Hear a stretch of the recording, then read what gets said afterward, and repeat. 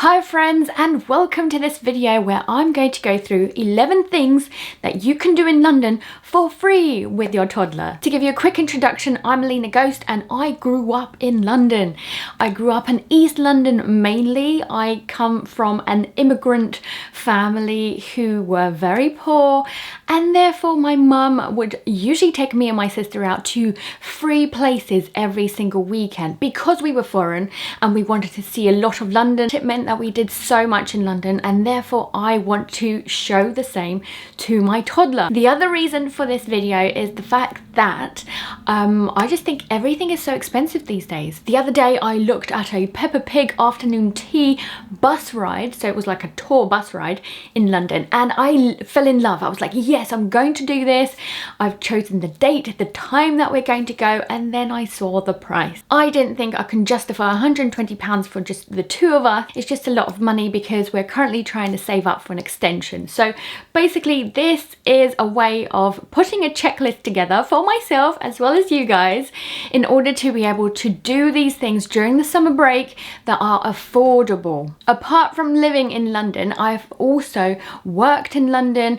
I am also living in Greater London, so literally half an hour fast train into the centre, which is awesome. I'm living on like the border of Essex and London, so I'm literally a street away from Essex, but I call this place Essex anyway. Somebody told me off for doing so, but let's move on. Quickly, if you like this video, please do give me a thumbs up, as it means more people can find this video and find it so valuable, especially in this cost of living crisis.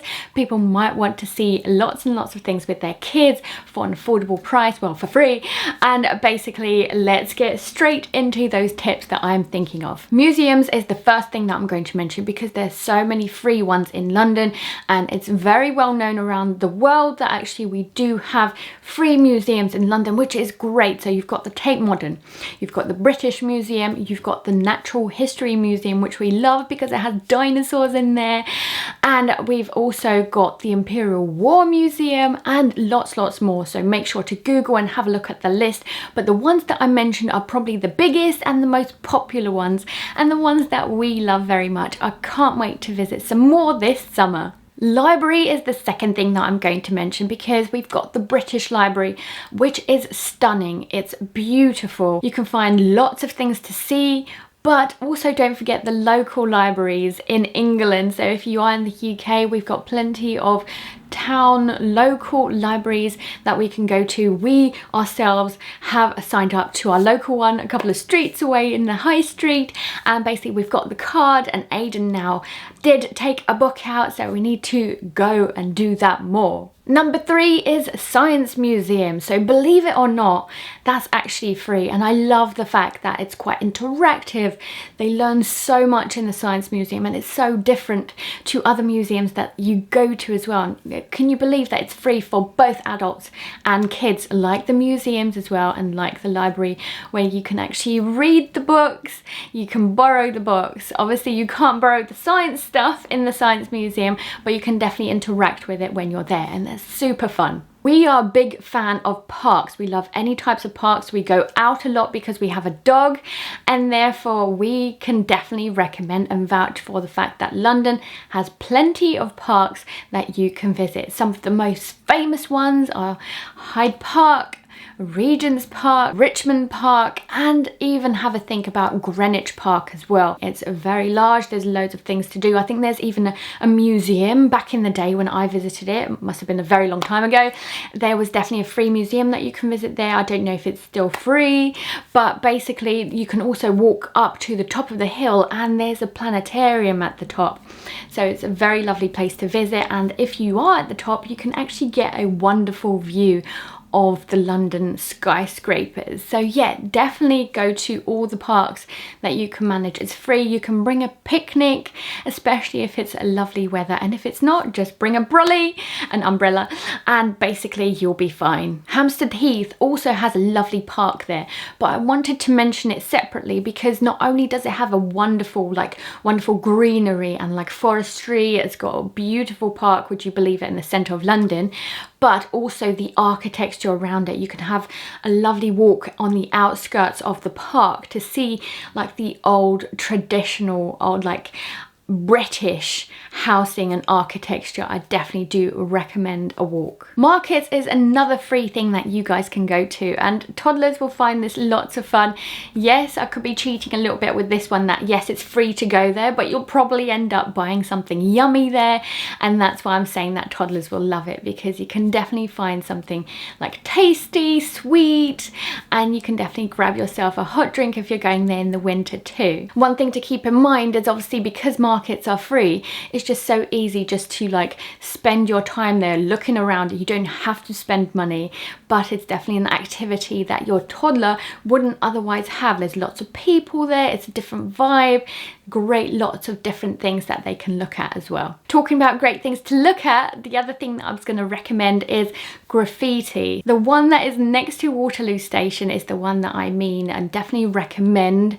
It's got beautiful drawings there. It's very different every time that I've been there, and it's beautiful to look at, and obviously explain to the toddler, look, there's art, especially if they love drawing. It's a great place to visit. And then nearby you've got other things that you can pay extra for. You've got the London Aquarium, you've got the London Eye, and you've got the Tate Modern as well, so you can easily go and continue having a free like day out if you wanted to. So start looking at the Graffiti, go walk down the Thames, which is also beautiful, down the South Bank, then go to the Free Museum. Whilst we're talking about that area, I also wanted to mention bridges, because we've got the Waterloo Bridge, we've got the South Bank Bridge, we've got Tower Bridge, London Bridge, so we've got loads of bridges that you can walk over, and you've got such a lovely view all around. On either side you can see London, you can see lots of different architecture and buildings, obviously plenty of people as well. It's a great way to pass the time, especially if your toddler loves boats,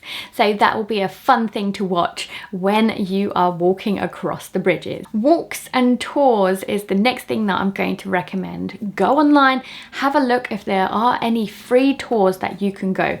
At the same time as you are learning some history, your toddler might actually have fun just looking around at the architecture, at the cars, play games in terms of like spot the colour of the car with you, whilst they're also learning some history about London. You can always go and see like the Harry Potter platform 9 3/4 at King's Cross and Pancras. That could be a fun one, especially if you're reading that story to them, or you've watched the movie together, or it's just something fun that you guys can go and visit. That's also free. But if you really wanted a walk that is straightforward and very much London, go to Trafalgar Square, walk down one street, and then you'll get to Big Ben.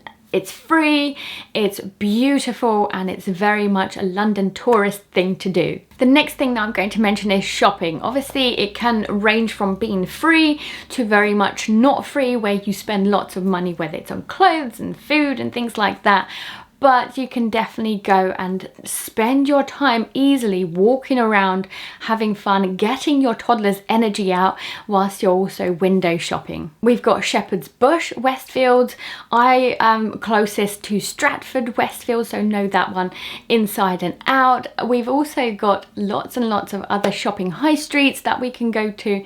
So it's just a matter of like how much you're going to make out of that shopping, what shops you're going to go to, and whether you're going to bring a packed lunch with you or buy something out as well. But you can make it totally free if you wanted to. And last but not least, and the one that I'm probably super excited about the most because I completely forgot that this exists, and that is cable cars. So not only do we have free trains and buses for kids, but also 0 to 4-year-olds go free on the cable cars, and that means that little, what is it called, like a passenger cart that goes over the Thames, and you can see a fantastic view of the city.